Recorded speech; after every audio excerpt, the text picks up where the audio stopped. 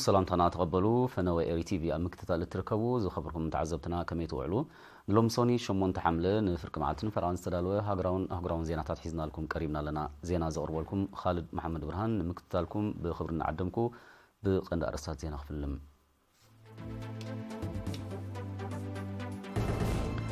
حماد إيه أبزو باقاش باركا تقواري أمام عبال دك أنستيو زيتوكور استراتيجياوي وطن قمقيمو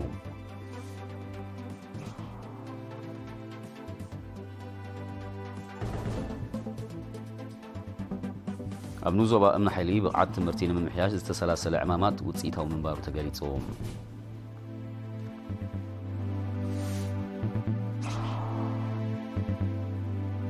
بيت تمرتي موسيقى أسمرة باستغلال عودتات موسيقى زمهارتهم 26 تمهرو بالسيرتيفيكيت أمريقا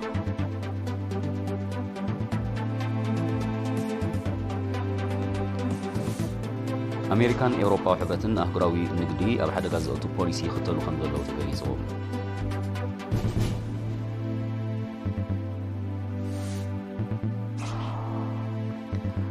أب أمريكا تخسيتو بزلو مع بلا وعي لعلي 230 مليون سبات بأبدا كانت تتصرف حبيهم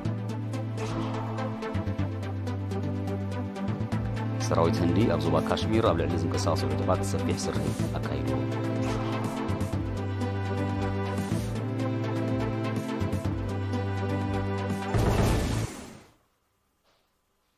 زرزر زينا دك أنستيو أب كل مديات كاب أدلون دحور أمل خاختان حرا خوينن زكافلالو كمون عينتن درجان من نواورو أن مقيار زحجزن تمرتن طبابن سنيقن أفريت زخنالو بايتان مفتار ككاد نسنحة نتفت زقم ركب بدرجة زواجاش باركا أب كتما بارون تتخيلون وكيل إرينا كداوي تولده تخطاتيلو بملكع تسبساب زدالو تحزتلو ياسين صالح كورويو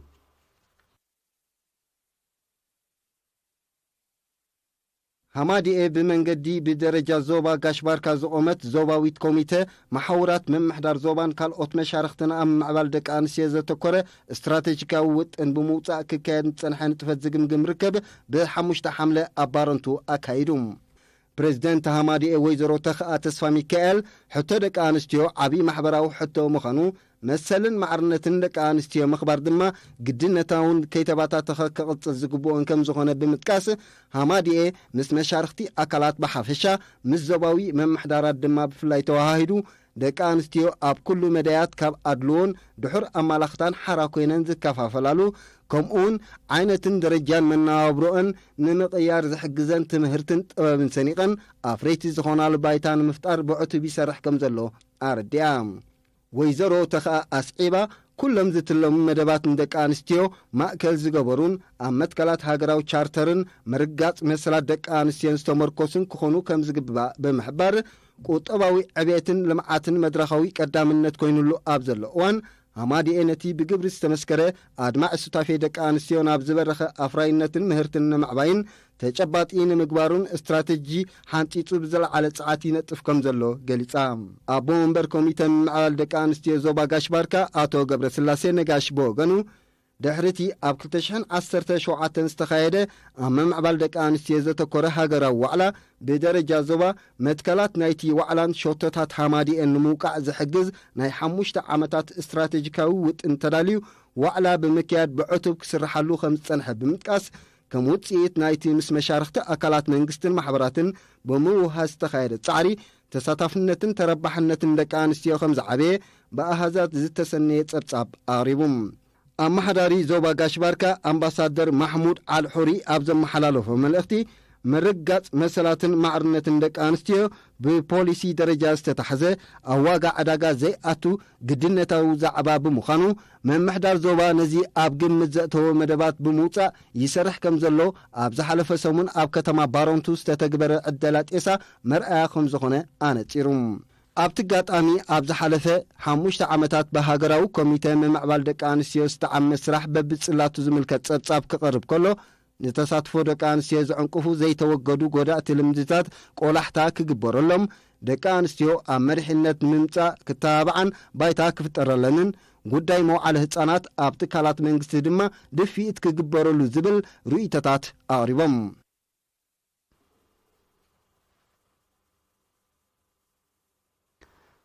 ቤት ጽሕፈት ትምህርቲ ኣብ ንዞባ እምና ሓይሊ ኣብ ዓመተ ትምህርቲ 2023-2024 ብቕዓት ውፅኢት ትምህርቲ ንምምሕያሽ ብምውሃድ ኮምን ኣባላት መንግስትን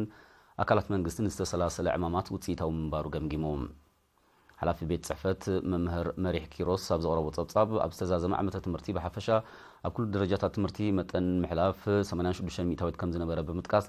እዚ ውፅኢት ናይቲ ኣብያተ ትምህርቲ ምስ ምምሕዳራትን ኮምን ተዋሂደን ዘካይድኦ ኣድማዕ ስራሕ ከም ዝኾነ ኣፍሊጡ ንኣበርክቶኮም ብፍላይ ኣብ ምዕጣቕ ፀሓያዊ ፀዓትን ምህናፅ ዝጎደለ ትሕተ ቅርፅን ዘመጎሰ መምህር መሪሕ ኣብቲ ንዞባ ካብ ዝርከብ ኣብያተ ትምህርቲ ኣብተን 11 ፀሓያዊ ፀዓት ብምውዳዱ ተማሃሮ ብድምፅን ምስልን ዝተሰነየ ትምህርቲ ክቐስሙ በቂዖም ምህላዎም ሓቢሮም ሱፐርቫይዘራት ብወገዶም ኣብ ዝበዝሐ ኣብያተ ትምህርቲ ንመምህራን ስልጠናታት ከም ዝተዋህበ ብምግላፅ ሓሊፉ ዝተረኣየ ድኹም ተገዳስነትን ምቁራፅ ካብ ማኣዲ ትምህርትን ንምፍዋስ ብዕቱብ ክስራሕ ተሓሳሲቦም ሓላፊ ጨንፈር ትምህርቲ ዞባ ደቡብ መምህር ህብቲ ዝገኺዳነ ብወገኑ ብቕዓት መምህር መስርሕ ምምሃርን ምስትምሃርን ንምውርፃፅ ስሉሳዊ ዝምድና ክሒል ብምዝኽኻር ሕፅረት ኣብያተ ትምህርቲ ንምምላእን መነባብሮ መምህራን ንምድጋፍን ብደረጃ ኮምን ዝውሰዱ ተበግሶታት ኣመስጊኖም ኣብ መወዳእታ ግዝያዊት ኣመሓዳሪት ንዞባ እምና ሓይሊ ወይዘሮ ትርሓስ ፍቓዱ ንጥፈታት ትምህርቲ ኣብቲ ዝድለ ደረጃ ንምብፃሕ ኣብ ዝካየድ ፃዕሪ ብወገን ምምሕዳር ኣድላይ ደገፍ ከም ዝግበር ኣረጋጊፃ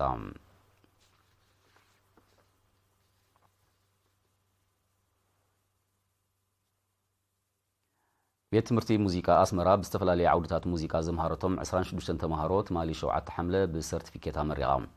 ወኪል ኤሪና ናዝሬት በይን ዘዳለቶ ትሕዝተሎ እልልታ ሃብቲ ማርያም ከተቕርበያ ቤት ትምህርቲ ሙዚቃ ኣስመራ ብዝተፈላለየ ዓውድታት ሙዚቃ ንሰለስተ ዓመት ብግብርን ክልተ ሓሳብን ዘምሃረቶም 26 ተማሃሮ ብሰርቲፊኬት ኣመሪቓ ተመረቕቲ ዝቐሰምዎ ትምህርቲ መባእታዊ ሙዚቃ ሃርሞኒ ታሪኽን ኣማዕባብላን ሙዚቃ ሌላ ምስ ድምፅታትን ውህደትን ሙዚቃ ከምኡውን ኣብ ጽሑፍ ምስፋሮን ምዝማሮን ዝርከቦ 13 ዓይነት ሙዚቃዊ ትምህርቲ ከም ዝጥርንፍ ብምጥቃስ እቲ ግብራዊ ትምህርቲ 7 ዘመናውን 4 ሃገራዊ ያታውን መሳርሒታት ሙዚቃ ከም ዘጠቓልል ዳይሬክተር ቤት ትምህርቲ ኣቶ ኤልያስ ወልደ ገብርኤል ኣብሪሆም ኣብ መስርሕ ትምህርቲ ንዝነበረ ብልጫታትን ብድሆታትን ብዝርዝር ዝገለጸ ኣቶ ኤልያስ ዜጋታት ብባህሎምን መንነቶምን ንኽዓቢ ንኽኽስኮሱን ሙዚቃ ሓያል መሳርሒ ከም ዝኾነ ጠቒሱ ኩሉ ዝምልከቶ ዜጋ ይኹን ኣካል ትምህርቲ ስነ ጥበባት ንምዕባይ ጭቡጥ ስጉምትታት ክወስድ ከምኡውን ሕፅረታት ቤት ትምህርቲ ኣስመራ ንምምላእ ኣበርክቶ ክገብር ተላብዩ ተመረቕቲ ኣብ ዝሃብዎ ርእይቶ ሙዚቃ ባህላዊ ባህታ ዝፈጥር ሓይሊ ዘለዎ ጥበብ ጥራይ ዘይኮነ ከም ዓለማዊ ቋንቋ ንባህሊ ያታ መንነትን ሕብረተሰባት ዘንጸባርቕን ዘላልን ስለ ዝኾነ ኣብ ዕቤት ሙዚቃ ሃገርና ምቕሉል እጃሞም ንምምርካት ፍልጠቶም ኣብ ካልኦት ንምስግጋርን ኣበርቲዖም ከም ዝሰርሑ ኣረጋጊዞም ኣብቲ ዕለት ጸብለልታ ንዘርኣዩ ተመረቕትን ኣብ ቀዳማይን ካልኣይን ዓመት ንዝመሃሩ ዘለዉ ዕዉታትን ሽልማት ተዓዲሉ ኣመሓዳሪ ንዞባ ናፋ ኣቶ ያዕቆብ እድሪስ ምስ ነበርትን ሰራሕተኛታት መንግስትን ኣብ ዝገበሮ ርክብ ኣብ 2024 ኪኒኡን ንኽትግበሩ ተወጢኖም ዘለዉ መደባት ልምዓት ንምዕዋት ውህደት ናይ ኩሎም ኣካላት ክሕይል ፀዊዑ ብንጡፍ ተሳትፎ ህዝብን ኣባላት ሓይልታት ምክልኻልን ኣብ ዝተፈላለየ ከባቢታት ናይቲ ንዞባ ዝዕመ መደባት ምስራሕን ምፅጋንን ፅርግያታት ድንድላት ፕሮጀክታት ማይ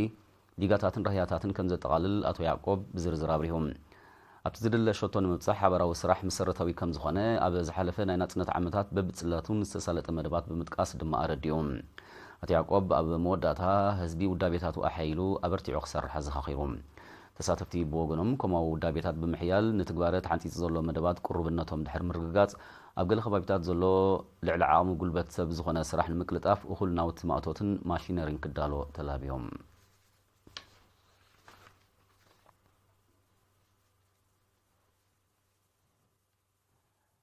ጨንፈር ሚኒስትር ሕርሻ ዞባ ጋሽባርካ ካብ ናይ ክሽነ ጓሓፍ ባህርያዊ ዱኽዒ ንምፍራይ ብዝነጥፈሉ ዘሎ መደብ መሰረት ኣብ ሳዋ ብክልሲ ሓሳብን ግብርን ዘሰልጠኖም ኣባላት ማእከል ስልጠና ሃገራዊ ኣገልግሎት ብ3 ሓምለ ተመሪቖም ኣብ ቤት ጽሕፈት ሕርሻ ሳዋ ርእሰ መምህር ኣካዳሚያውን ሞያውን ስልጠና ኢንጂነር ኢብራሂም ዓሊ ኣብ ዘቕረቦ ጸብጻብ ነቲ መደብ ንምትግባር ዝሰልጠና ዓቕሚ ሰብ ስለ ዘድሊ ካብ ኩለን ኣካላት ሎጂስቲክስ ክፍላተ ሰራዊትን ኣፍሬቲ ኣካላት ማእከል ስልጠናን ዝተዋፅኡ 43 ኣባላት ብምስራሕ ናይ ክሽነ ጓሓፍ ምድላው ኮምፖስት ከምኡን ሳዕቤናት ቅመማዊ ዱኽዒ ከም ዝሰልጠኑ ኣረዲዮም ስልጠና ኣብ ምድላው ፈሳሲ ባህርያዊ ዱኽዒ ኣጠቓቕማ ፈሳሲ ዱኽዒ ካብ ጻህያይ ባሕርን ተረፍ መረፍ ዓሳን ዝምስራሕ ፀረ ባልዕ ምድላው ባህርያዊ ድቕዒ ብድርቕ ነገራት ምድላው ባህርያዊ ድቕዒ ካብ ጎሓፍ ክሽነን ተረፍ መረፍ መግብን ዘጠቓለለ ምንባሩ ዝሓበረ ወኪል ተመራቕቲ ንዝቐሰምዎ ፍልጠት ናብ ካልኦት ንምትሕልላፍን ኣባይታ ብግብራዊ ዕዮ ንምንጽብራቑን ከም ዝሰርሑ ኣረጋጊጹ ኣዛዚ ማእከል ስልጠና ሃገራዊ ኣገልግሎት ኮሎኔል ደበሳይ ግደ ድማ ንኣግዳስነት ናይቲ ስልጠና ብምጥቃስ ስልጠንቲ ብዝቐሰምዎ ፍልጠት ብትግሃት ሰሪሖም ሕርሻዊ ምህርትን ምስሳን ክሰርሑ ተላብዮም ብዘይካዚ ካብ ወርሒ ናሓሰ 2023 ንኣስታት ሓደ ዓመት ኣብ ሳዋ ብዓውድታት ስነ ኣትክልቲ ምርባሕ ደርሁ ንህብን ከምኡውን ምፍራይ ባዮጋዝ ዝሰልጠኑ 327 ኣባላት ሚኒስትሪ ሕርሻ ከም ዝተመረቑ ወኪል ኤሪና ሓቢሮም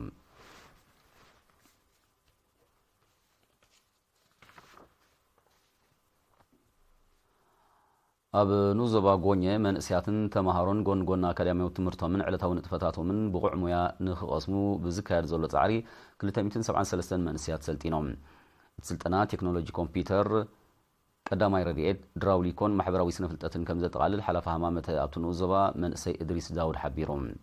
ግዚያዊ ሓላፊ ጨንፈር ሃማመተ ዞባ ጋሽባርካ መንእሰይ ማርቆስ ግርማጽዮን ብወገኑ መንእስያት ብቑዕ ሙያን ፍልጠትን ዝቐስሙሉ መድረኽ ምፍጣር ኣበርክቶኦምን ጽልዎኦምን ዘዕብይን ኣብ ዕለታዊ መነባብሮኦም እወታዊ ተራ ዝፃወትን ሜላ ብምዃኑ ብዝለዓለ ይስራሓሉ ከም ዘሎ ብምጥቃስ መንእስያት ንዝረኽብዎ መባእታዊ ስልጠና ብውልቃዊ ጻዕሪ ከደንፍዑን ኣብ ከባቢኦም እወታዊ ጽልዋ ንምፍጣር ክጽዕሩና ተሓሳሲቡ ኣካያዲ ስራሕ ምምሕዳር ኑዞባ ጎኘ ኣቶ የማነ መሓር ድማ እቲ ንመንእስያትን ተማሃሮን ዝተዋህበ ስልጠና ምርኣያ ናይቲ ሃማመተ ሙያን ፍልጠትን ዝዓጠቐ መንእሰይ ወለዶ ንምፍራይ ዘካይዶ ዘሎ ጻዕሪ ምዃኑ ብምጥቃስ ንዝያዳ ኣድማዕነት ተራን ኣበርክቶም ኣካላት መንግስትን ሕብረተሰብን ክዓቢ ኣዘኻኺሮም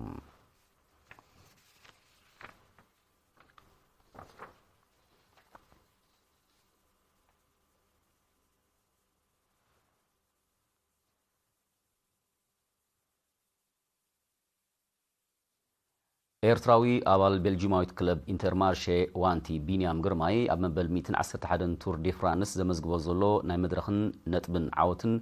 ሓድሽ ታሪኽን ብምቕጻል ትማሊ 7 ሓምለ ኣብ ዝተኻየደ ታሽዓይ መድረኽ ታሽዓይ ደረጃ ብምሓዝ ንነጥቡ ናብ 224 ክባቢሉ ቀጠልያ ማልያ ድማ ዓቂቡ ኣሎ እዚ ድሙቕ ዓወታቱ ድማ ኣብ ኤርትራን ኤርትራውያን ኣብ ዝነብሩለን ሃገራትን ብልዑል ሓጎስን ሓበንን ይጽምበል ኣሎ ድሕርቲ ኣብ ሻምናይ መድረኽ ዘመዝገቦ ዳግማይ ዓወት ናይ መድረኽ ኣብ ቀኒ ጎደናታት ከተማ ኣስመራ ንዝነበረ ጽምብል ብዝምልከት ሰኣላይ ዮሃንስ መብራህቱ ዘወሃዶ ትሕዝተሎ ስዒቡ ቀርብ እዩ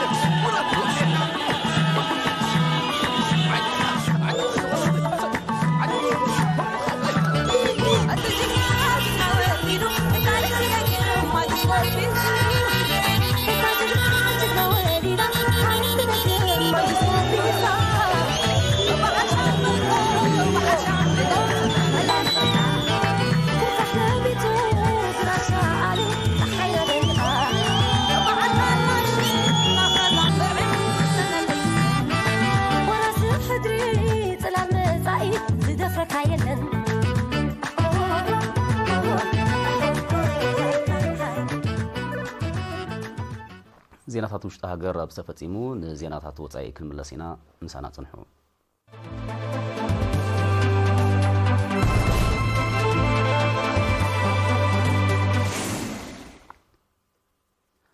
ኣሜሪካን ኤውሮጳዊ ሕብረትን ኣህጉራዊ ንግዲ ኣብ ሓደጋ ዘእቱ ፖሊሲታት ይኽተሉ ከም ዘለዉ ኣህጉራዊ ውድብ ንግዲ ወቒሱ እቲ ውድብ ነዚ ዝገለጸ ኤውሮጳዊ ሕብረት ኣብ ልዕሊ ፍርያት ብኤሌክትሪክ ዝንቀሳቐሳ መካይን ቻይና 38 ሚእታዊት ተወሳኺ ቀረጥ ድሕሪ ምውሳን እዩ ምምሕዳር ጆ ባይደን ድማ ኣብ ልዕሊ እታው ናይተን መካይን ናይ 100 ሚእታዊት ቀረጥ ከም ዝውስን ኣብ ዝሓለፈ ወርሒ ግንቦት ምሕባሩ ዝዝከር እዩ ህዝባዊት ሪፓብሊክ ቻይና ብወገና ነቲ ስጉምቲ ተመጣጣኒ መልሰ ግብሪ ትህበሉ ብምህላዋ ዓለማዊ ንግዳዊ ገስጋስ ብኣሉታ ይጽሎ ከም ዘሎ ኣህጉራዊ ውድብ ንግዲ ኣረድዮም እቲ ሓድሕዳዊ ስጉምታት ምስ ዘይግታ ንገስጋስ ንግዲ ኣብ ውድቀት ከየምርሖ እቲ ውድብ ስጋቱ ይገልጽ ኣሎ ኣብ 2023 መጠን ንግዳዊ ዕብየት ዓለም ብ1.2 ሚእታዊት ከም ዘንቆልቆለ ዝጠቕሰት ኣህጉራዊ ውድብ ኣብዚ ዓመት እዚ መሊሱ ክጎድል ከም ዝኽእል ግምታቱ ሂቡሎም ጸጥታዊ ቅልውላው ከምኡውን ክሊማዊ ምዝባል እውን ገለ ካብ ጠንቅታት ምንቁልቋል ንግዲ ዓለም ምዃኖም ይጥቀስ ኣብ ሰፊሕ ክፋል ሕቡራት መንግስታት ኣሜሪካ ተኸሲቱ ብዘሎ ማዕበላዊ ዋዒ ልዕሊ 130 ሚልዮን ሰባት ብኣሉታ ከም ዝተጸልዉ ተገሊጹ ምብራዊ ክፋል ኣሜሪካ በተተርእዮ ሕልፊ ካልእ ከባቢታት ተጠቂዑ ከም ዘሎ ዝጠቐሱ ጸብጻባት ኣብቲ ከባቢ መጠን ዋዒ ልዕሊ 45 ዲግሪ ሴንቲግሬድ በፂሑ ከም ዘሎ ኣረዲኦም ኣብቲ ከባቢ ዝለዓለ ናይ መጠንቀቕታ ኣዋጅ ተመሓላሊፉ ዘመሓላለፈ መንግስቲ ኣሜሪካ እቲ ክስተት ንሳምንታት ክቕጽል ከም ዝኽእል ኣሚትሎም ካሊፎርኒያ ኦሬገንን ኣሪዞናን ዝለዓለ መጠን ዋዒ ካብ ዝተመዝገበለን ክፍላተ ሃገር ምዃነን ተፈሊጡ እዚ ከምዚ ኢሉ እንከሎ ኣብ ዝሓለፈ ቀዳመ ሰንበት ዴዝ ቫሊ ኣብ ዝተባህለ ክፋል ካሊፎርኒያ 55 ዲግሪ ሴንቲግሬድ ዋዒ ከም ዝተመዝገበ እዚ ድማ ኣብቲ ከባቢ ድሕሪ 2007 ዝለዓለ ምዃኑ ጸብጻባት ሜቴሮሎጂ ሓቢሮም ኣብ ኣሜሪካ ጥራይ ዘይኮነ ክሊማዊ ምዝባል ዘስዓቦ መጠን ዋዒ ብደረጃ ዓለም እናወሰኸ ይመጽእ ከም ዘሎ ይጥቀስ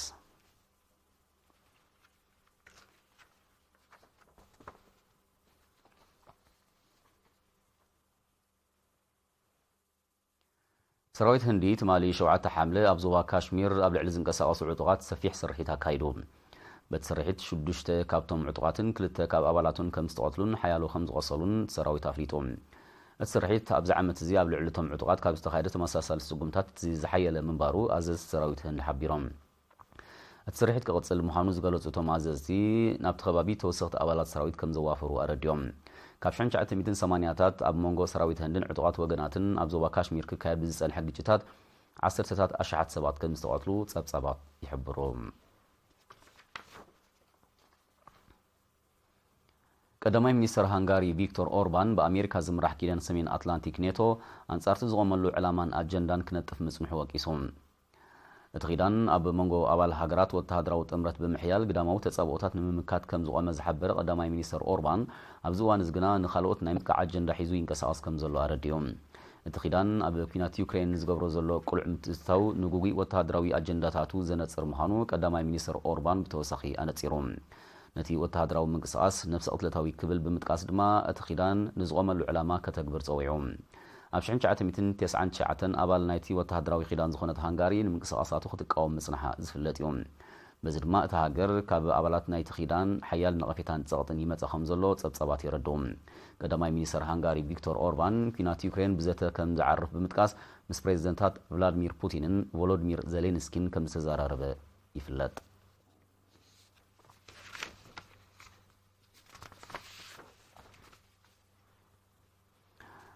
زي خبركم تخطاتلتنا نسعى استرالو زينا نمفتصام أرساتو كزخاخركم هماد ايه أبزو باقاش باركا تقبار أمم عبال دك أنستيو زوتو كور استراتيجيا وتنقمقيمو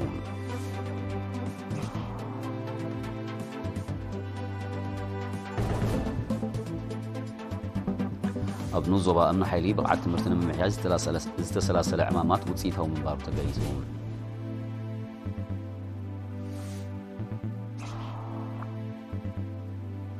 ቤት ትምህርቲ ሙዚቃ ኣስመራ ብዝተፈላለየ ዓውድታት ሙዚቃ ዘምሃረቶም 26 ተምሃሮ ብሰርቲፊኬት ኣመሪቓ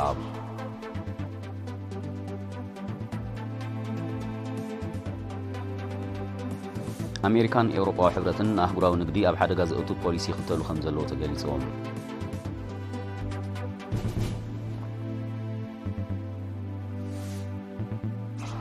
ኣብ ኣሜሪካ ተኸሲቱ ብዘሎ ማዕበላዊ ዋዒ ልዕሊ 130 ሚልዮን ሰባት ብኣሉታ ከም ዝተጸልዉ ተገሊጾም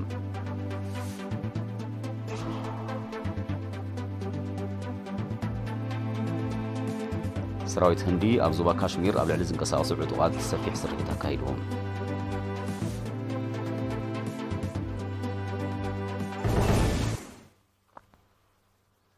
ንሰዓት ዝተዳለወ ዜናዊ መሰናዶ ኣብ ዝተፈጺሙ ምስ ተረፉ መደባት ኤሪቲቪ ክንገድፈኩም ብወገንና